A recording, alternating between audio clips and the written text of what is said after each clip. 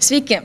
Jeigu aš jūsų paklausčiau, kas yra tekstilė, dauguma iš jūsų atsakytų – mūsų rūbai, patalynė, užuolaidos, bet ar jūs įsivaizduojate, kad tekstilė gali gydyti ir galėtų gydyti netgi nuo vėžio?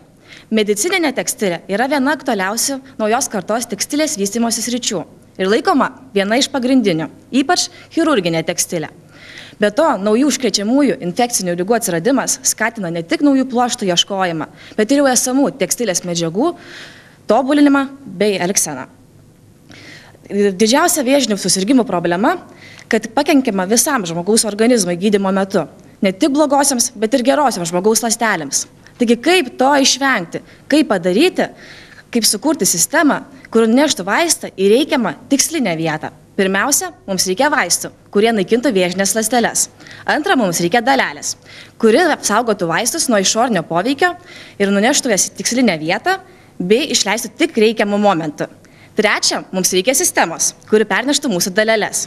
Taigi, vaistus mes jau turime.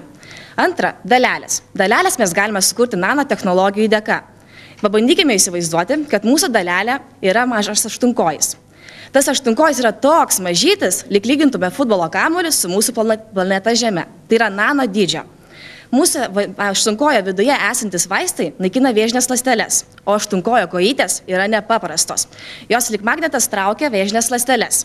Taigi mūsų aštunkojis pačimpa vėžinės ląsteles ir tada jisai sprogsta. Tada esantis jo viduje vaistai pradeda naikinti vėžinės ląsteles, o pats aštunkojis laikui bėgant suyra. Taigi kyla klausimas, kaipgi visgi mūsų įsivaizduojamas aštunkojis galėtų atsidurti mūsų organizme. Taigi, tai reikia tekstilinės medžiagos, kurios struktūra būtų panaši į mūsų žmogaus audinių struktūrą ir net mestų jos kaip svetimkūnę. Tai būtų neausinė medžiaga, suformuota iš nanogijų, į kurias formavimo metu būtų įterpti mūsų mažieji aštunkojai. Tai yra nanodalelės su vaistais. Operacijos metu pašalinus auglį, tokia tekstilinė medžiaga būtų panaudojama kaip gydanti medžiaga ant pažeistų žmogaus audinių. Ir laiku bėgant jinai pradėtų irti, nykti ir galiausiai mažieji mūsų aštunkojai kibtų į darbą. Ir taip sunaikintų likusias vėžinės ląsteles.